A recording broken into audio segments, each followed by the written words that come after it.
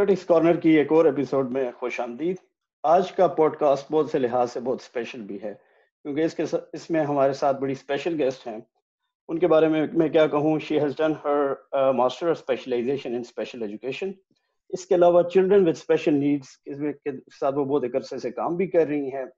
अगर उनके volunteer programme के ऊपर मैं बात करूँ तो she has done work with Pakistan centre for autism PCA और उसके अलावा कराची डाउन सिंड्रोम प्रोग्राम। तो आज थोड़ा सा हम उनसे थोड़ा सा आगाही हासिल करेंगे, स्पेशली स्पेशल बच्चों के बारे में, इस उनकी एजुकेशन के बारे में एज वेल एज जो एक सोसाइटी का स्टिग्मा एसोसिएटेड है इस टॉपिक के साथ। Anusha, thank you very much for joining critics corner. Thank you so much, sir. How are you? I am good, आप बताएं। I'm good, Alhamdulillah. ठीक हो गया। अच्छा, पहला सवाल में एक मेरे दिमाग में आया when I was inviting you, why special education? मतलब आपने मास्टर किया है, why you choose this field? Sir, सबसे बड़ा ये चीज़ है कि मेरा जो एम था वो स्पेशल एजुकेशन नहीं था। I didn't know about this field.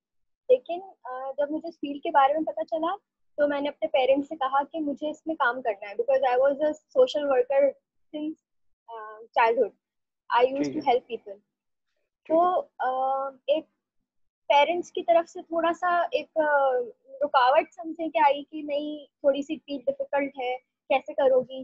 लेकिन मैंने जब इस पे इंटरनेट पे सर्च किया कि क्या क्वालिटीज होनी जरूरी है स्पेशल एजुकेशन में जाने के लिए, तो उसमें उन्होंने कहा कि काइंड हार्टेड होना बहुत जरूरी है, लोगों को हेल्प करने वाली स्पिरिट होनी बहुत जरूरी है।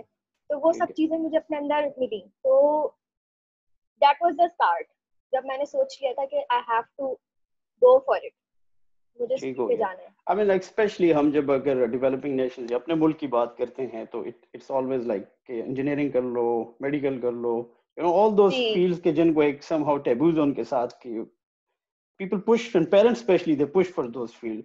तो इट्स रियली इनकरेजिंग कि आपको एक्सपोर्ट रही है आपको फैमिली की तरफ से भी। और हम्म बहुत लिमिटिंग बिलीव्स हैं हमारे यहाँ के स्टूडेंट्स के बहुत लिमिटेड, जिन जिन फील्ड्स का स्कोप होगा उसी में ही जाना है। लेकिन मेरा ये हमेशा से रहा है कि मेरी फिलॉसफी अगर आप पूछें कि स्कोप इंसान अपना खुद बनाता है। जब मैंने फील्ड में बिल्कुल, काम करना स्टार्ट किया था तो बिल्कुल भी स्कोप नहीं था पाकिस्तान में, लेकिन बाय द टाइम अवेयरनेस फैली और फिर काम भी मिलना शुरू हो गए। अवेयरनेस हुई तो ज़ाहिर स्कोप भी बन गया। बिल्कुल। अच्छा, आपने अवेयरनेस की बात की है तो थोड़ा सा अगर हम आपके प्रोग्राम के ऊपर बात करें, मास्टर इन स्पेशल एजुकेशन, इसका कंटेंट क्या होता है? अगर ब्रीफली आप थोड़ा सा बताएं, क्या आपको पढ़ाते क्या हैं, किस तरह ये रेडी करते हैं प्रोफेशनल फील्ड के लिए आपको? मास्टर्स इन स्पेशल एजुकेशन में बेसिकली ऐसे टॉपिक्स होते हैं, ऐसे सब्जेक्ट्स होते हैं जिसमें आपको ये पता लगता है कि बच्चों को कैसे हैंडल करना है, बच्चों के साथ साथ क्या इश्यूज हैं, कौन कौन सी डिसेबिलिटीज हैं, कैसे असेसमेंट लेने हैं बच्चों के। इसमें और भी बहुत सारी चीज़ें होती हैं, जैसे कि रिसोर्सेज कैसे बनानी है आपको, प्रेजेंट कैसे करना है बच्चों को, उनको किस तरह से प्रिपेयर करना है फ्यूचर, उनके प्लान्स किस तरह बनने। बेसिकली IEP प्लान होता है, इंडिविजुअलाइज एजुकेशनल प्लान। तो वो हर बच्चे का अलग अलग बनता है, तो वो बनना प्रिपेयर करवाते हैं हमें कि हम इसको कैसे यूज करेंगे फ्यूचर में, बच्चों की जॉब प्लेसमेंट, बच्चों को कैसे फंक्शनल करेंगे बेसिकली। ठीक है, मतलब ये पूरी तो एक इस फील्ड है कि इसके ऊपर एक। जी, इसमें इसमें साइकोलॉजी भी इन्वॉल्व है, इसमें एजुकेशन भी इन्वॉल्व है, इसमें आर्ट्स भी इन्वॉल्व है, इसमें मेडिकल साइंस भी इन्वॉल्व है। मतलब ये बहुत ही एक ऐसी फील्ड है कि आप समझो इसमें सब कुछ है। इट्स अ ठीक है, very difficult field as well. Yes, I it is. Totally agree and understand. अच्छा, अगर मैं आपसे ये पूछूं कि special need, children with special need, आप लोग इसको डिफाइन किस तरह करते हैं? मतलब मैंने इन लेमैन टर्म अगर मैं आपसे ये पूछूं। लेमैन टर्म में हम स्पेशल नीड्स उन बच्चों को कहते हैं, चिल्ड्रन विद स्पेशल नीड्स या पीपल विद स्पेशल नीड्स, जिनकी स्पेसिफिक नीड्स होती है। बेसिकली हम लोग अपनी लाइफ में जो भी चैलेंजेस फेस कर रहे होते हैं वो हम कोप कर लेते हैं। लेकिन कुछ ऐसे लोग होते हैं जिनकी ऐसी इम्पेयरमेंट्स होती हैं, ऐसे चैलेंजेस होते हैं जिनको वो कोप नहीं कर पाते, जिससे उनकी एजुकेशन, उनकी लाइफ डिस्टर्ब होती है। तो स्पेशल नीड्स उनको कहते हैं जिनकी स्पेशल रिक्वायरमेंट्स होती हैं, उनको स्पेशल अकोमोडेशंस की जरूरत होती है। अगर सादी जबान में समझाऊं कि बहुत ज्यादा उनको एक अलग इन्वायरमेंट की जरूरत होती है, एक अलग तरीका कार की जरूरत होती है जिससे उनको पढ़ाया जाए, उनको जिंदगी गुजारने का सिखाया जाए। तो ऐसे बच्चों को या ऐसे बड़ों को हम लोग पीपल विद स्पेशल नीड्स कहते हैं, जिनसे इस तरह की नीड्स होती है कि ठीक है, जैसे बड़ा अगर वो अगर जैसे हेयरिंग इम्पेयरमेंट है, बच्चे सुन नहीं सकते, तो उनका कंटेंट किस तरह बनेगा, किस तरह डिलीवर करना है, वो अलग होगा बिल्कुल नॉर्मल बच्चों से। तो ये है। ठीक है। अच्छा, ये अब आपने जिस तरह एक्सप्लेन भी किया उसको बड़े अच्छी तरह से कि what actually it means by children with special needs, और आप एक इस वक्त एक निजी इदारे के साथ काम भी कर रही हैं who used to teach children with special needs. तो मतलब अगर आपसे ये जानना चाहूँ कि अगर जिस तरह से सिंपल क्या प्रोसेस फॉलो होते हैं या प्रोटोकॉल क्या फॉलो होता है जब बच्चा पहले दिन आपके पास आया? आई मीन लाइक एक सेट बच्चा कंटेंट है जो सबको पढ़ाया जाता है, या it is like more towards individual कि ये बच्चे की ये नीड्स हैं, इसके मुताबिक इसको ट्रीट किया जाए, हाउ इट वर्क्स? जब बच्चा हमारे पास आता है तो सबसे पहला काम उसका असेसमेंट होता है, ताकि हमें ये पता चले कि उसकी स्ट्रेंथ्स क्या हैं, उसकी वीकनेसेस क्या हैं, किस एरिया पे काम करना है। तो पूरा एक असेसमेंट प्लान चल रहा होता है, बच्चे को हम ऑब्जर्व कर रहे होते हैं। फिर उसके बाद उसकी असेसमेंट रिपोर्ट आने तक हम उसको असेस ही करते रहते हैं, ऑब्जर्व ही करते रहते हैं। फिर जब उसकी रिपोर्ट आ जाती है तो फिर हम उसके हिसाब से डिसाइड करते हैं कि बच्चा आइदर एजुकेबल है, ट्रेनेबल है या मैनेजेबल है। ये तीन टर्म्स हम यूज करते हैं, ज्यादातर इसको यूज करते हैं हम आईडीडी में, इंटेलेक्चुअल डेवलपमेंटल डिलेज में। तो ओके। बच्चा इधर एजुकेबल होगा, उसको पढ़ा सकते हैं, मैनेजेबल होगा, उसकी डिसेबिलिटी इतनी ज्यादा है कि वो सिर्फ मैनेज हो सकता है, उसको अपनी डिसेबिलिटी को सिर्फ मैनेज कर सकता है, उसको हम पढ़ा नहीं सकते। ट्रेनेबल इन द सेंस कि ट्रेनेबल बच्चा इंडिपेंडेंट लाइफ गुजार सकता है, इंडिपेंडेंस के अलावा क्या क्या थेरेपीज उसको देनी है, क्या क्या उसका प्लान बनना है, ये असेसमेंट से डिसाइड होता है, फिर डायग्नोसिस होता है। एंड फिर आफ्टर 6 मंथ, 1 ईयर, 6 मंथ, इस तरह के टाइम ड्यूरेशन के साथ साथ इसका जो है वो चेक एंड बैलेंस चलता रहता है। अच्छा, ये आपने असेसमेंट किया तो इस असेसमेंट का क्या प्रोसेस है? ये स्कूल करता है, कोई कोई क्या हेल्थ सेंटर हैं वो करते हैं, कोई डॉक्टर्स हैं, मतलब इसको किस तरह असेस किस तरह करते हैं आप लोग कि बच्चे किस कैटेगरी में लाया करता है out of this three? Assessments जो है वो साइकोलॉजिस्ट करते हैं, और ये प्योरली साइकोलॉजिस्ट का काम है, क्योंकि ये ठीक है। स्पेशल एजुकेटर्स जैसे हम लोग हैं, हम बच्चों का असेसमेंट नहीं कर सकते। वो लोग उसमें ट्रेन होते हैं, और ये टेस्ट जो है वो स्टैंडर्डाइज्ड होते हैं। ये बाहर के ही टेस्ट होते हैं, और ये बन के आते हैं, और फिर इसको एक टाइम ड्यूरेशन होता है, और इनका एक बिल्कुल स्पेसिफिक तरीका होता है जिससे इनको चेक किया जाता ठीक है। अच्छा, एक दफा ये कैटेगराइज हो गया बच्चा के this kid belong to this category, category A B C, अगर फॉर एग्जांपल इनको हम नाम दे दें, है। तो जो कंटेंट होगा फिर वो उसके मुताबिक ही उस बच्चा वो पढ़ता जाएगा कि जिसके मुताबिक हम कहते हैं कि ये इस कैटेगरी को बिलोंग करता है। बिल्कुल ऐसा ही होता है, बिल्कुल ठीक ऐसा हो ही गया। होता अच्छा, मेरा आपसे एक और ये क्वेश्चन है कि अगर मैं इसका एक पैरेलल ड्रॉ करूं, जिस तरह एक नॉर्मल या हम बच्चों को स्कूल में भेजते हैं तो वहाँ के ऊपर एक इस तरह भी है कि हर स्कूल का कोई ना कोई मोटो होता है कि हम बच्चे की ग्रोथ कहाँ कि किस किस एक खास एरिया में हम बच्चे की ग्रोथ चाहते हैं। आई मीन ऑल्सो में तो नॉर्मली पाकिस्तान में ग्रोथ तो नहीं, it's all about numbers, but generally अगर आप वेस्टर्न कंट्रीज में भी कर दें तो दे जस्ट शो यू के बच्चा किस चीज में इसकी अंडरस्टैंडिंग हो, प्लेइंग हो, हैप्पीनेस हो, किस चीज को हम ना एज मेन गोल रखेंगे। तो इस तरह स्पेशल नीड्स के बच्चों का कभी कुछ इस तरह किया जाता है क्या? गोल क्या होता है, what actually you wanted to achieve? जैसे नॉर्मल बच्चों की प्रोग्रेस होती है डिफरेंट डिफरेंट स्टैंडर्ड्स में, डिफरेंट डिफरेंट क्लासेस में बच्चा प्रमोट होता है। स्पेशल बच्चे भी इसी तरह प्रमोट होते हैं, but that really depends on the type of disability, या जैसा स्कूल का एनवायरनमेंट है। एक हर स्कूल का अपना एक सिस्टम है, अपना एक तरीकाकार है, और काफी डिफर करते हैं डिसेबिलिटी वाइज। लेकिन अगर हम ये देखें कि किस बेसिस पे हम उसको आगे बढ़ाते हैं, हम जो है वो उसकी प्रोग्रेस विद इन द एक होती है मेंटल एज। बच्चे की मेंटल एज जो होती है वो उसकी एक्चुअल एज नहीं होती। यानी क्रोनोलॉजिकली मैं अगर 20 ईयर्स की हूँ फॉर एग्जाम्पल, तो मेरी मेंटल एज भी 20 ईयर्स होगी। ऐसा बिल्कुल नॉर्मली होता है। अंडरस्टैंड। लेकिन special people with special needs के साथ ऐसा नहीं होता, उनकी जो है वो एज और मेंटल एज डिफर कर रही होती है। तो फिर हम उस हिसाब से उनको उस स्टैंडर्ड में रखते हैं, तो जिस तरह वो ग्रो करते हैं तो उनकी क्लासेस भी बढ़ती जाती हैं। लेकिन हमारा मेन गोल ये होता है कि उनको फंक्शनल करना है। मतलब उनकी एजुकेशन या उनकी डेली लिविंग स्किल्स इस तरह करनी है कि वो अकेले अपनी जिंदगी गुजार सके, फंक्शनली अपने आप को बना सके। आइदर कि वो एजुकेशन ले रहे हैं या फिर वो कोई ऐसा काम कर रहे हैं जिससे वो पैसे कमा सके, अपने आप को एक सोसाइटी का फंक्शनल मेंबर बना सके। और ये हमारा गोल होता है बेसिकली, अकेले अपना काम कर सके, किसी पे डिपेंड ना करें। ठीक हो गया।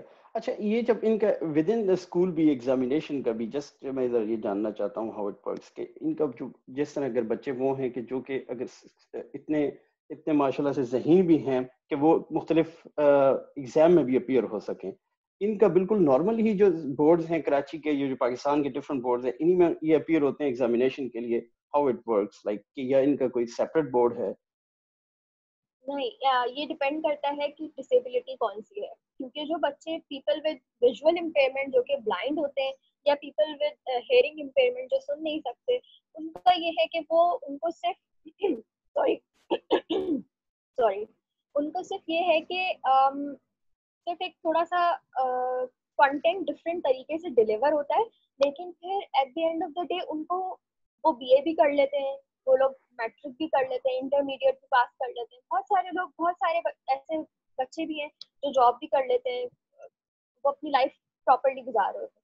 बट जिनका, जहाँ पे इंटेलेक्चुअल डेवलपमेंटल डिले की बात आती है, तो उनका असेसमेंट, उनका एग्जामिनेशन बिल्कुल डिफरेंट होता है, बिकॉज उनको जो है प्रॉब्लम होती है एग्जामिनेशन देने में। तो वो वर्बली इतने ज़्यादा, यानी बोलने में इतने ज़्यादा सही से नहीं परफॉर्म कर पाते, या रिटन टेस्ट नहीं दे पा रहे होते, या अपनी एज से बहुत पीछे होते हैं, तो वो किसी बोर्ड में नहीं फॉलो कर रहे होते। उनका, हमारा मकसद ये होता है कि ये बेसिक फंक्शनल एकेडमिक्स सीख जाए, बेसिक चीज़ें सीख जाएं। और जो जैसे साइंस साइन बोर्ड पढ़ने हैं, या अपना नाम लिखना है, या किसी का फ़ोन नंबर याद रखना है, तो इस तरह की मेन मेन चीज़ें याद रख लें। या फिर वो ये है कि उनको बेसिक बेसिक चीज़ें आती हो, और फिर हम उनको सिर्फ उनकी थेरेपी करके उनको फंक्शनल कर दें, कि वो इस काबिल हो जाए कि वो अपने काम खुद कर सकें। तो इसमें जो है वो बिल्कुल डिपेंड करता है, एक तो डिसेबिलिटी पर, और एक रेंज ऑफ डिसेबिलिटी पर, कि कौन से ठीक टाइप की डिसेबिलिटी है और कौन सी रेंज है। ठीक हो गया। अच्छा, एक और चीज़ जो मैं ये सोच रहा था, मुझे ऐसा लगता है, फॉर एग्जांपल अगर हम अपने बच्चे स्कूल में भेजते हैं तो हम पहली चीज़ हमारे लिए बड़ा इंपॉर्टेंट ये भी होता है, हम ये देखते हैं कि स्कूल का एनवायरनमेंट कैसा है। और चिल्ड्रन विद स्पेशल नीड तो और भी सेंसिटिव होते हैं इस चीज़ के बारे में कि उनकी साइकोलॉजी पे कोई भी एक जो सराउंडिंग है स्कूल का, जो एक एनवायरनमेंट है, तो आप इसके बारे में क्या कहती हैं कि या एज ए टीचर आप लोग सेंसिटिविटीज को कैसे डील करते हैं इन बच्चों की? देखिए, जब बच्चे दो तरह के स्कूल के सिस्टम्स हैं अभी जो पाकिस्तान में काम कर रहे हैं। एक इंक्लूजन के ऊपर काम कर रहा है और एक सेग्रीगेटेड सिस्टम है। ठीक इंक्लूजन है। में क्या होता है कि नॉर्मल बच्चों के साथ स्पेशल बच्चे थोड़े बहुत पढ़ रहे होते हैं, लेकिन सेग्रीगेटेड सिस्टम में सारे ही बच्चे स्पेशल होते हैं। तो उसमें ठीक हो होता गया। क्या है, होता ये है कि इंक्लूजन में तो हमें काम करना पड़ता है, हमें नॉर्मल बच्चों को अवेयर करना होता है कि आपके इस फ्रेंड के साथ ये इशू है, अवेयर कर दें ताकि वो बुली ना करें, उनको बहुत ज्यादा चेक एंड बैलेंस रखना होता है। लेकिन सेग्रीगेटेड सिस्टम में जो मैंने ऑब्जर्व किया है, जो बच्चे बहुत इंटेलिजेंट होते हैं, या फिर वो दूसरे बच्चों के मुकाबले में ज्यादा अच्छे से परफॉर्म कर रहे होते हैं, वो फिर अपने पीयर ग्रुप के साथ मैच नहीं कर पा रहे होते। मतलब वो ये फील कर रहे होते हैं कि हम यहाँ क्यों हैं, हम जी। इनके साथ क्यों पढ़ रहे हैं।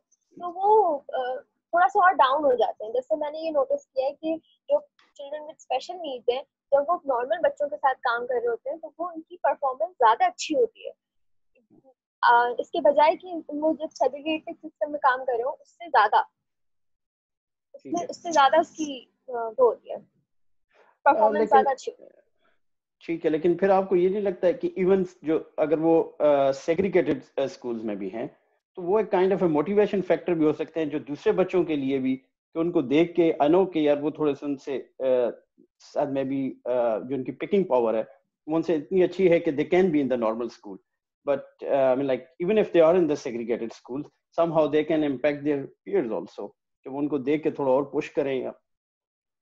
ऐसा होता है, ऐसा बिल्कुल होता है, लेकिन ये चीज जब जब ज्यादा देखने में आई है कि इंक्लूजन होता है, जब क्योंकि बिल्कुल नॉर्मल बच्चे की आप प्रोग्रेस देखते हैं, तो बच्चे उसको फिर कॉपी करने की कोशिश कर रहे होते हैं। लेकिन अगर बच्चे कोई ऐसा बच्चा है जिसकी जो इंक्लूजन में काम रह सकता है, इंक्लूजन में सरवाइव कर सकता है, वो अगर सेग्रीगेटेड सेटअप में जाके काम स्कूलिंग कर रहा होता है तो वो अपने पेयर से भी बहुत ज्यादा इमिटेट करता है, बहुत ज्यादा लर्न करता है।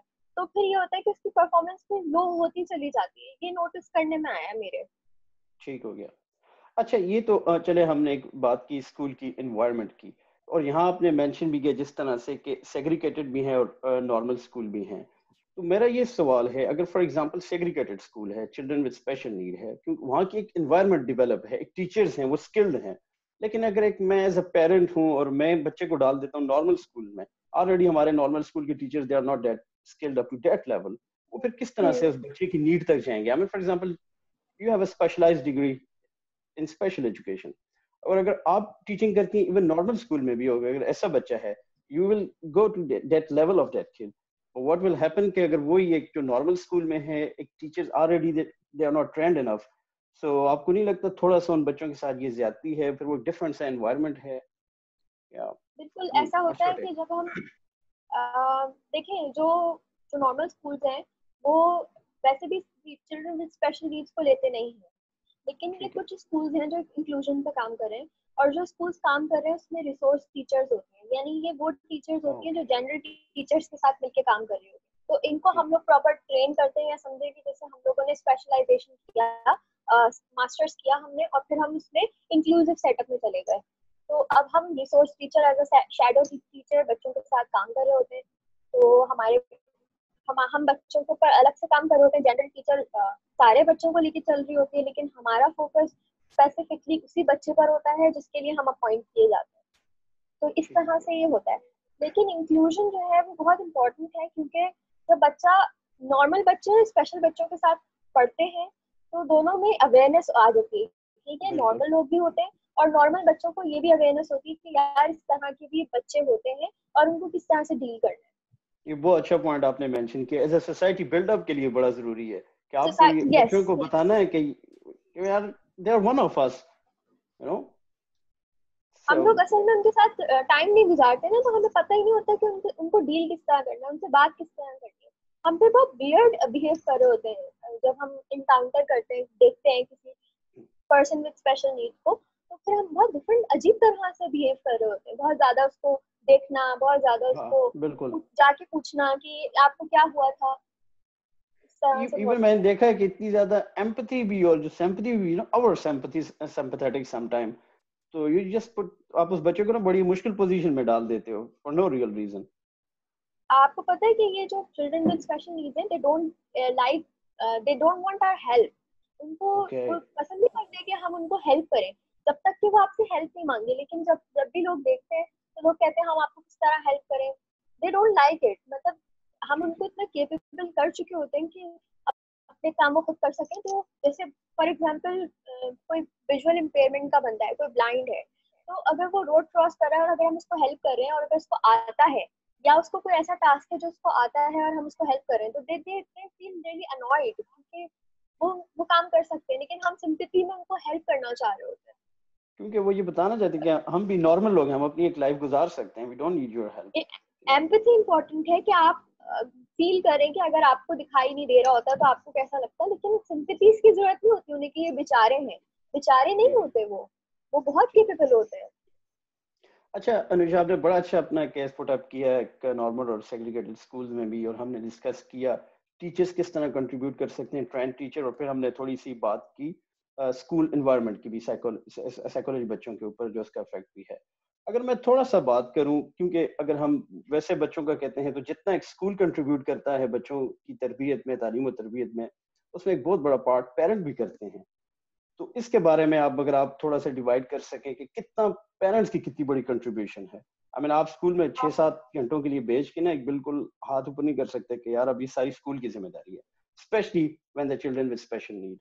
तो आप क्या बहुत कहेंगे? अच्छा क्वेश्चन है, इस पे बहुत ज्यादा बात करने की जरूरत है, क्योंकि मैं बीइंग अ प्रोफेशनल, और मैंने जिन प्रोफेशनल्स के अंदर काम भी किया है उनका भी यही मोटो है, आप समझे, कि पेरेंट्स को भी कंट्रीब्यूट करने की जरूरत है। क्योंकि आप ये समझे कि बच्चा हमारे पास आ रहा है 3-4 घंटे या ज्यादा से ज्यादा 8 घंटे, लेकिन पेरेंट के साथ वो 24/7 है। तो जो ट्रेनिंग हम कर रहे हैं उस बच्चे की, जब तक वो पेरेंट्स अप्लाई नहीं करेंगे, पेरेंट्स लर्न नहीं करेंगे, तो बच्चा इम्प्रूवमेंट इतनी जल्दी नहीं आएगी। तो पेरेंट्स का कंट्रीब्यूशन बहुत जरूरी होता है। और बहुत सारे ऐसे टीचर्स हैं जो पेरेंट्स की भी काउंसलिंग करते हैं, उनको बताते हैं कि उनको किस तरह से अपने बच्चों को हैंडल करना है, कोई एक सिचुएशन है तो उसमें किस तरह से बच्चों को डील करना है। और जो अगर थेरेपिस्ट प्रोवाइड कर रहा है, अगर वो बच्चे पेरेंट्स भी प्रोवाइड करने लग जाए, तो बच्चे बहुत जल्दी इंप्रूव करने लगते हैं, बहुत ज्यादा इम्पैक्ट आता है उनको। यही मेरा फॉलो अप क्वेश्चन भी था कि आप लोग, I mean like being in those schools for specialized teacher, आप लोग पेरेंट्स के साथ भी बैठ के कुछ कुछ मीटिंग्स होती हैं, उनको भी ट्रेन किया जाता है कि किस तरह एक, क्योंकि कॉमन गोल तो एक ही है ना, तो उसके लिए बच्चों को किस तरह वो भी पुश कर सकते हैं और किस तरह एक राइट डायरेक्शन के अंदर अंदर। बिल्कुल, हम पेरेंट्स को भी काउंसिल भी करते हैं, क्योंकि पेरेंट्स एक बहुत इमोशनल ट्रॉमा से गुजर रहे होते हैं। वो एक्सपेक्ट नहीं कर रहे होते कि उनके बच्चे के साथ इतने चैलेंजेस होंगे। वो बहुत ज्यादा अपसेट होते हैं। तो उनको एक तो उनको स्टेबलाइज करना होता है, प्लस उनको बताना होता है कि आपको बच्चे को इस तरह से लेके चलना है। बच्चे की अगर डेली लिविंग स्किल्स नहीं हो रही, बच्चा खुद से टूथ ब्रश नहीं कर रहा, तो ज्यादातर पेरेंट्स ये होता है कि सिखाने के बजाय खुद ही ब्रश कर रहे होते हैं, खुद ही शूज टाई कर रहे होते हैं। फिर हम उनको सिखाते हैं कि नहीं, आप इनको करने दें, कोई बात नहीं, अगर ये गलत तरीके से भी कर रहे हैं करने दें उनको, ये सीख जाएंगे। तो पेरेंट्स की साथ साथ से ट्रेनिंग चलती रहती है, उनको बताया जाता रहता है कि आपको भी ये ट्राई करना है। जैसे कि अगर रीइंफोर्सर यूज करते हैं हम बच्चों को, जैसे कोई काम बच्चा कर ले तो हम उसको रिवॉर्ड देते हैं। तो रीइंफोर्सर अगर पेरेंट्स भी घर पे दे रहे हैं तो बच्चे को उसकी रिक्वायरमेंट नहीं होगी। फिर वो जब हमारे पास आएगा तो वो नहीं चाहेगा कि उसको वो चीज मिले, क्योंकि वो पहले ही उस चीज को बहुत ज्यादा खा चुका है। जैसे फॉर एग्जाम्पल चॉकलेट है, तो फिर हम पेरेंट्स को बता देते हैं कि भाई इनको चॉकलेट नहीं देनी है, क्योंकि हम थेरेपीज के दौरान इनको चॉकलेट देंगे। ठीक हो गया। अच्छा, जैसे अभी आपने बात भी की, पेरेंट्स खुद भी एक ट्रॉमा से गुजर रहे हैं, ऑफ कोर्स अंडरस्टैंडेबल है सारी चीज, स्पेशली जिस किस्म की एक एनवायरनमेंट पाकिस्तान के अंदर है। मेरा इससे फॉलो हम्म। अप क्वेश्चन है, stigma associated with the special children with special needs. एक सोसाइटी के अंदर एक्सेप्टेंस लेवल नहीं है, और ये इतनी हद तक है कि अगर आपके घर इस तरह का बच्चा पैदा हो विद स्पेशल नीड्स, तो लोग उसको, या तो उसको एक आपकी जो सराउंडिंग में है, मल्लेदार हैं, रिश्तेदार हैं, दे जस्ट स्टार्टेड टू से फील के कोई आजमाइश ही आ गई है आप पे ना, अल्लाह की तरफ से, दैट काइंड ऑफ स्टिग्मा एक एसोसिएटेड है। और पेरेंट ये फील करना लग जाते हैं कि हमने कुछ, पता नहीं लाइफ में क्या हुआ होगा कि जिसकी वजह से हमें ये आजमाइश के सामने कुछ है, या फिर वो उसका इम्पैक्ट क्या है कि वो बच्चे को छुपाना भी शुरू कर देते हैं, लोगों के सामने नहीं लाते। आई डोंट नो व्हाई, एक शाय फील करते हैं, और इसका कितना ज्यादा इम्पैक्ट एक बच्चे पर भी होता होगा। इसके बारे में आप, जो stigma associated in general, what do you से? इसमें पेरेंट्स की एक्सेप्टेंस बहुत इंपॉर्टेंट है, क्योंकि सर मैंने जो नोटिस किया है, जब पेरेंट्स अपने बच्चों को एक्सेप्ट नहीं करते तो सोसाइटी भी नहीं एक्सेप्ट करती। जब वो बाहर लेके नहीं निकलते तो सोसाइटी भी नहीं एक्सेप्ट कर रही होती, वो भी बहुत एम्बेरस हो रहे होते हैं। तो बच्चा भी एम्बेरस फील कर रहा होता है कि मुझ में ऐसी क्या प्रॉब्लम है कि मेरे पेरेंट्स मुझे बाहर लेके नहीं जाना चाह रहे। और मैंने ऐसे केसेस देखे हैं कि जिसमें बच्चों को बिल्कुल बाहर नहीं लेके जाते, या आइसक्रीम खिलाने भी लेके जा रहे हैं और किसी ने सिर्फ एक जरा सी स्टेयर दी तो वो वापस घर में ले आए, क्योंकि दे फेल्ट एम्बेरेस्ड। तो इससे बच्चों के ऊपर बहुत इम्पैक्ट पड़ता है, प्लस ये कि सोसाइटी में अवेयरनेस नहीं क्रिएट हो पाती, क्योंकि ऐसे बच्चों को फिर हम बाहर निकालते ही नहीं है, वो अंदर ही रह रहे होते हैं घरों में। तो और जिस तरह प्लस आपने ये दूसरी, जी, दूसरी बात भी की ना, प्लस स्टेयर करने वाली, I think one of the main reason भी यही है कि अभी अवेयरनेस भी नहीं है, और लोगों को ये नहीं समझ आती कि उनका ये बार बार स्टेयर करना और इस तरह के ना स्टूपिड क्वेश्चन करना कितना इम्पैक्ट डालता है उन पेरेंट्स के लिए। ऑलरेडी वो कितना एग्जॉस्ट होते हैं, सारी एक it takes so much energy इस तरह बच्चों को डील करना, सारी एक आप छोटे छोटे लेवल पे जाना पड़ता है, और आप इस तरह कुछ पॉजिटिव कंट्रीब्यूट करने के बजाय just keep asking those questions, तो वो उनको बड़ी मुश्किल पोजीशन में डाल देते हैं, isn't it so? बिल्कुल बिल्कुल ऐसा ही है, क्योंकि लोग जाके डिफरेंट क्वेश्चंस पूछते हैं कि आपने ऐसा क्या जो है वो गुनाह किया था कि आपको सजा मिली है। बहुत सारे लोगों का इस तरह का बिलीव है। बहुत सारे लोग ये सोचते हैं कि ये आजमाइश है, और फिर वो लोगों को मतलब क्वेश्चंस टू क्वेश्चंस के, ऐसा क्या हुआ था इसके साथ, कहीं गिर गया था, कुछ हुआ था। जैसे कुछ बच्चों को बाय बर्थ डिसेबिलिटी नहीं होती, वो टाइम के बाद आती है, कोई कोई इंसिडेंट हुआ है उसके बाद आती है। तो फिर उसके बारे में क्वेश्चंस पूछना, पेरेंट्स वैसे ही उस चीज से मूव फॉरवर्ड करना चाह रहे होते हैं, वो चाह रहे होते हैं कि आगे बढ़े, लेकिन लोग उनको पूछते हैं क्वेश्चन इस तरह के, और फिर बेचारे का टैग लगा देते हैं बच्चे के आगे। तो पेरेंट्स बहुत ज्यादा फेस करते हैं ये अच्छा, प्रॉब्लम बहुत ज्यादा। As a specialized teacher what do you think कि ये चीज किस तरह इम्प्रूव हो सकती है कि एक ये सेंस डेवलप हो सोसाइटी में इन जनरल कि क्या चीज आपने करनी है, क्या नॉर्म्स हैं गुड और क्या बैड नॉर्म्स हैं? इसके लिए what do you think? I mean I can totally understand किसी भी एक सोसाइटी को ग्रूम होने में डेकेड्स एंड डेकेड्स लगते हैं, लेकिन व्हाट डू यू थिंक सीधा सीधा 3-4 चीजें ऐसी हो जाएं तो थोड़ी सी लोगों को सेंस डेवलप हो जाए, किस तरह के क्वेश्चन नहीं करने या इस तरह की चीजें, ये स्टेयरिंग वगैरह का काम नहीं करना? मैं हमेशा से ये कहती हूँ कि जितनी ज्यादा अवेयरनेस होगी उतनी ज्यादा एक्सेप्टेंस होगी, क्योंकि जिस चीज का हमें सबसे ज्यादा पता होता है उसकी एक्सेप्टेंस ज्यादा होती है। अब जैसे कैंसर है तो जब शुरू हुआ होगा तो उसकी एक्सेप्टेंस इतनी नहीं थी, लेकिन अवेयरनेस फैली, लोगों ने अपने आप को प्रोटेक्ट करना शुरू कर दिया, राइट। कोविड स्टार्ट हुआ, उसकी उसकी लोगों को अवेयरनेस नहीं थी, लेकिन फिर जब अवेयरनेस हुई, एक्सेप्टेंस आती गई कि हमें इस तरह से अपने आप को प्रोटेक्ट करना है। तो इट्स ऑल अबाउट अवेयरनेस। तो जितने ज्यादा लोग अवेयर होंगे, मेरी भी एक कोशिश जारी रहती है कि वीडियोस के थ्रू मैं लोगों को अवेयर करती रहूं कि लोग प्लीज उनके साथ नॉर्मल बिहेव करें। They are not really different from us, they are like us. उनके उसी तरह के इमोशंस हैं, उसी तरह उनको गुस्सा आता है, वो खुश होते हैं, वो इंजॉय करते हैं। उनको आप उनसे इस तरह के सवाल नहीं करेंगे, आपको प्रॉब्लम नहीं होती जिंदगी में और आपको अजीब सा नहीं लगता, उनसे क्वेश्चंस नहीं करें। जस्ट उनके साथ ऐसे बिहेव करें जैसे आप किसी नॉर्मल शख्स के साथ बिहेव कर रहे हैं, सिंपल एज दैट। बिल्कुल टोटली अंडरस्टैंडेबल।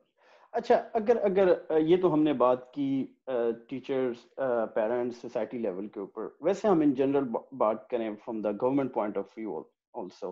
आई मीन जब मैं अब यहाँ रह रहा हूँ स्वीडन के अंदर, तो वेस्ट के अंदर तो इन चीज़ों के ऊपर बड़ा ख्याल भी किया जाता है। फॉर एग्जांपल अगर मैं मिसाल दूं तो मैं इधर एक ग्लोबल ब्रांड के साथ काम कर रहा हूँ, तो हमारा जब ये ग्रेजुएट प्रोग्राम होता है उसमें कुछ सीट्स हैं वो ये स्पेशल नीड्स के ग्रेजुएट्स के लिए होती हैं, और ये बड़ा जरूरी है कि उसके ऊपर वही बच्चे अप्लाई करेंगे। इवन अगर वो नहीं भी करते, वो पोजीशंस खाली जाती हैं, लेकिन वो एक कोटा है जो फिल करना है। कार पार्किंग्स हैं जो फ्रंट के ऊपर 2-3 पार्किंग है, वो उन्हीं लोगों के लिए होती हैं। उसके अलावा बिल्डिंग को अगर आप देखें तो कोई भी बिल्डिंग का जो है मैप अप्रूव नहीं होता जब तक उसके अंदर स्पेशल नीड के लोगों के लिए भी कोई ना कोई किसी तरह फैसिलिटेट ना किया जाए। आपको क्या लगता है इस तरह चिल्ड्रन विद स्पेशल नीड जब ये बाहर सोसाइटी में जाते हैं, पाकिस्तान के पॉइंट ऑफ व्यू से इनको कहाँ कहाँ से इस तरह के प्रॉब्लम फेस फेस करते हैं ये? बच्चे जो है या पर्सन विद स्पेशल नीड जो है, और जब बाहर निकलते हैं अपने घर से तो उनको ट्रांसपोर्टेशन में बहुत प्रॉब्लम होती है, उनको बिल्डिंग्स के इंफ्रास्ट्रक्चर से बहुत प्रॉब्लम होती है। Yeah. क्योंकि मैंने जिस तरह मेरा जो एक्सपीरियंस रहा है बच्चों के साथ, तो अगर बच्चों को फिजिकल इम्पेयरमेंट है, कोई बच्चे चल नहीं सकते, व्हील चेयर पर है, तो एजुकेशन बोर्ड के जो ऑफिस हैं वहाँ पे कहीं भी ना लिफ्ट है ना रैम्प्स है, तो बच्चों को इतनी प्रॉब्लम होती है वो अपनी सिर्फ एक एप्लीकेशन देने भी नहीं जा सकते। तो ये इश्यूज हैं, और लॉज हमारे यहाँ पाकिस्तान में बने हुए हैं, लेकिन उस पर इम्प्लीमेंटेशन नहीं है, और लॉज भी बहुत ज्यादा नहीं है। मैं अपने साथ के लोगों को यही कहती हूँ कि पॉलिसी मेकिंग में स्पेशल एजुकेटर्स का जाना बहुत जरूरी है, क्योंकि एक स्पेशल एजुकेटर ही बता सकता है कि किस तरह की पॉलिसीज बननी चाहिए। और मैंने भी देखा है कि बाहर जो है वो किस तरह से अब्रॉड में पार्किंग सिस्टम है, ब्रेल है हर जगह पर, स्पेशल टॉयलेट्स हैं जिसमें अकोमोडेशन इजीली हो सकती है, लेकिन यहाँ पे नहीं है। तो बच्चों को क्या, बड़ों को भी हर जगह पे ये प्रॉब्लम फेस करने को मिलती है पूरी लाइफ। क्योंकि एक और रीजन ये भी सबसे है, ये छोटी छोटी चीजें बहुत इंपॉर्टेंट भी है होना, क्योंकि अगर आप एक ऐसा माहौल क्रिएट करोगे तो ऑटोमेटिकली आपको बोलने की भी जरूरत नहीं है। इस तरह चिल्ड्रन विद स्पेशल नीड ये फील करेंगे कि we are just part of the society, क्योंकि हमारे लिए हर चीज एक सिस्टम ने के अंदर बनाई हुई है, ये चीज एकोमोडेट किए हुए हैं हमें। बिल्कुल। और सबसे ज्यादा बच्चों को जो प्रॉब्लम फेस करने को मिलती है वो ट्रांसपोर्टेशन में होती है, क्योंकि आपने यस। देखा है कि पब्लिक ट्रांसपोर्ट किस तरह की है हमारे यहाँ, वो नॉर्मल लोग भी इसको नहीं सर्वाइव कर पा रहे होते, वो बिल्कुल भी स्पेशल नीड्स फ्रेंडली नहीं है वो। आई मीन स्पेशली अगर आपने बस से ट्रेवल करना है, मैं तो कराची में एक से दो दफा देखा है किस तरह लोग चढ़ते और चलते बस से। I was like seriously. तो बिल्कुल। I totally agree with you कि ये सारे थोड़ी सी हमारे तो वो प्रॉब्लम है। कोटा सिस्टम है, लेकिन वो 2% है, 2% बहुत कम है। प्लस ये कि जो ये है कि जॉब प्लेसमेंट की अगर हम बात करें तो जॉब प्लेसमेंट में लोग प्रेफर करते हैं कि ना अपॉइंट करें, हालांकि बच्चा केपेबल है, एक बंदा केपेबल है कि वो ठीक। काम कर सकता है उसमें, लेकिन उनको उनको उनके ऊपर नॉर्मल लोगों को ज्यादा फोकस मिलती है, और उनको नहीं अपॉइंट किया जाता। ये बहुत बड़ा एक हमारे सोसाइटी में बहुत एक बुरी चीज है, क्योंकि जब तक वो जॉब प्लेसमेंट नहीं होगी तो वो अपनी लाइफ को खुद कैसे रन करेगा, कैसे चलेगा। यही चीज मैं ये कह रहा था कि कॉर्पोरेट रिस्पॉन्सिबिलिटी भी नहीं है। चलें छोटी ऑर्गेनाइजेशन नहीं इवन है, कॉर्पोरेट भी नहीं देती। जिस तरह फॉर एग्जांपल नहीं अगर मैं देती। ये कहता हूँ कॉर्पोरेट ये कह सकती है कि ये हमने अनाउंस की position with for special person, कोई एप्लीकेंट ही नहीं था।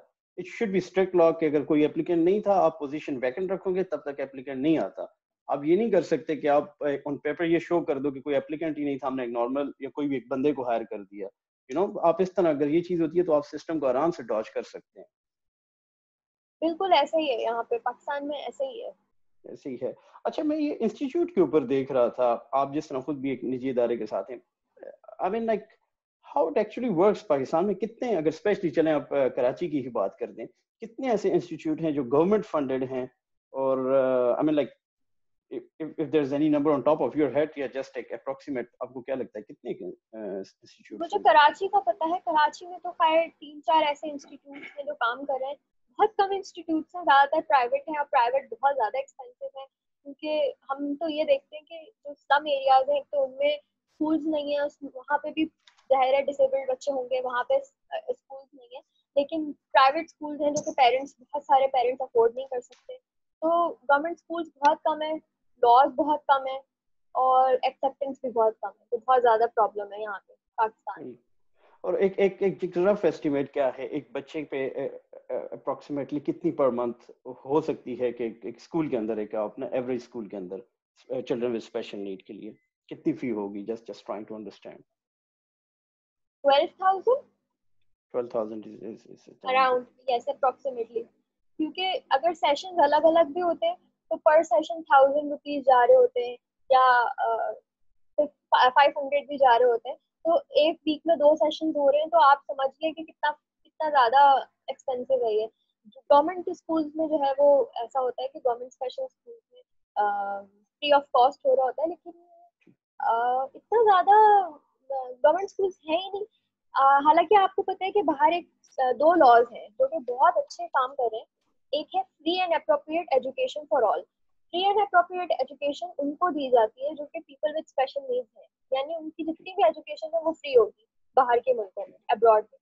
और एक होता है लीस्ट रिस्ट्रिक्टेड इन्वायरमेंट, LRE में क्या होता है कि उनके ऊपर जितने रूल्स एंड रेगुलेशंस एक स्कूल के अंदर होते हैं वो नॉर्मल बच्चों के लिए कम कर दिए जाते हैं, क्योंकि अगर वो लेट हो रहे हैं, अगर वो एग्जाम टाइम पे नहीं कर पा रहे, तो that's a reason behind it, that's a very big reason behind it. तो उनको इतने रिस्ट्रिक्शंस नहीं लगाए जा रहे होते उन पर। लेकिन पाकिस्तान में ऐसा कोई सिस्टम नहीं है। एजुकेशन सिस्टम बहुत बहुत ज्यादा एक रिस्ट्रिक्टेड है, और सिर्फ ये कि पेपर से ही पता चलेगा। ओरल कोई टेस्ट नहीं है, ओरल कोई टेस्टिंग नहीं है, ऑनलाइन कोई टेस्टिंग नहीं है, कोई कंप्यूटराइज टेस्टिंग नहीं है कि जिससे हम बच्चों को जो है वो असेस कर सकें कि कितना अच्छा परफॉर्म कर रहे हैं। तो ये भी बहुत प्रॉब्लमेटिक हो जाता है। और मैं अगर ये देखता हूँ कि मतलब हमने इस मामले में आगे जाने के बजाय हम कितना पीछे आए हैं, उसकी मैं अगर आपको एग्जांपल कोट करूँ, I don't know if you agree with me और नॉट। हम तो वो पीटीवी के दौर के हैं, तो हमारे जमाने में हमें याद है सुबह के टाइम पे आधे घंटे की एक विंडो होती थी, मुस्तनसर हुसैन उसके वो होते थे, होस्ट होते थे। तो जब वो कोई भी इस तरह की न्यूज होती थी तो साथ एक साइन लैंग्वेज वाला भी कोई ना कोई बंदा होता था। तो अब मैंने ये देखा है कि वो चीज भी चली गई है। आई मीन लाइक हाँ, वहां से हम आगे आते एक दो डेकेड्स में, हम वहां से भी ना रिवर्स केयर करके पीछे की तरफ चले गए। Isn't it so? बिल्कुल बिल्कुल बिल्कुल। ब्लाइंड्स तो ऐसा होता है कि टीवी सुन सकते हैं क्योंकि सुनने के ऊपर है, रेडियो सुन सकते हैं, लेकिन जो डेफ है जिनको सिर्फ देखने पर ही होता है वो फिर टीवी की फैसिलिटी से बिल्कुल महरूम है, क्योंकि पाकिस्तान में जो है वो ऐसा कोई शो नहीं है जिसमें साइन लैंग्वेजेस को इनकॉर्पोरेट किया जाता हो। तो उनको उनको इसमें भी प्रॉब्लम होती है। Yes, thank you very much Anusha, आपने बहुत अच्छे से बहुत इस एक सेंसिटिव टॉपिक के ऊपर सारी बात भी की और एक एक्सप्लेन भी किया फ्रॉम फ्रॉम द स्क्रैच कि किस तरह की और क्या क्या चीजें कंट्रीब्यूट भी करती हैं। कोई लास्ट मैसेज अगर आप कहना चाहें पेरेंट्स के लिए स्पेशली, आई वुड से, या स्कूल या सोसाइटी इन जनरल के लिए? पेरेंट्स के लिए मेरा ये मैसेज है कि जब तक आप अपने बच्चों को खुद एक्सेप्ट नहीं करेंगे, सोसाइटी उनको एक्सेप्ट नहीं करेगी। They are very very capable of doing things. मैंने बच्चों को मिरेकल करते हुए देखा है इतनी जबरदस्त पेंटिंग्स, इतनी जबरदस्त ड्राइंग्स, बहुत सारी ऐसी चीजें जो बच्चे कर रहे होते हैं। मैंने ऐसा भी देखा है कि फुली फिजिकली इम्पेयर्ड बच्ची एक है, उसका सिर्फ एक पाँव काम कर रहा है, वो पाँव से लिखती है। तो बहुत केपेबल है आपका बच्चा, अल्लाह ताला ने उसके अंदर बहुत सारी कैपेबिलिटीज डाली हैं। आप मायूस ना हो, परेशान ना हो, टाइम दें, टाइम के साथ चीजें इम्प्रूव होंगी। सोसाइटी को ये है कि सोसाइटी को ये मैसेज आता है कि एक्सेप्टेंस अपने अंदर लेकर आए, और अगर आपको अवेयरनेस मिल गई है तो आप दूसरों को भी अवेयर करें, लेकिन उनको नॉर्मल ट्रीट करें। दे आर नॉट वियर्ड, ठीक है, दे आर लाइक अस। तो एक ये हमारी रिस्पॉन्सिबिलिटी है।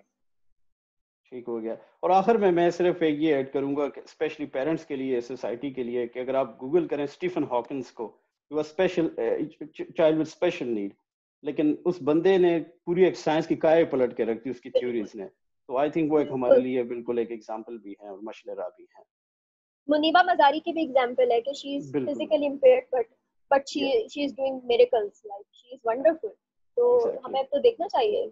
बिल्कुल बिल्कुल, ये रोल मॉडल्स हैं। आपको थैंक यू पता है कि Anisha for your Albert please. Einstein भी, सॉरी, एल्बर्ट आइंस्टाइन भी जो है वो पर्सन विद स्पेशल नीड्स थे, उनको ऑटिज्म था। तो ये इस तरह की चीजें तो हैं, जितने लोगों ने कुछ बहुत कमाल का किया है उनके साथ कुछ बहुत ज्यादा बड़े चैलेंजेस थे, रहे हैं बिल्कुल हमेशा। बिल्कुल बिल्कुल, ये एक एग्जांपल्स हैं कि जो हमें ये बावर कराती हैं कि इट्स टाइम कि वी शुड एक्सेप्ट। और वैसे भी एक civilized nations, you know, that's how they roll and they should roll. बिल्कुल। तो शुक्रिया अनुषा आपका बहुत बहुत, आप आई भी क्रिटिक्स कॉर्नर को, थैंक आपने यू। टाइम भी दिया। इंशाल्लाह फिर किसी और सेशन में दोबारा आपको इनवाइट भी करेंगे और इस टॉपिक पे मजीद बात भी थैंक यू। करेंगे। ठीक है, थैंक यू वेरी मच।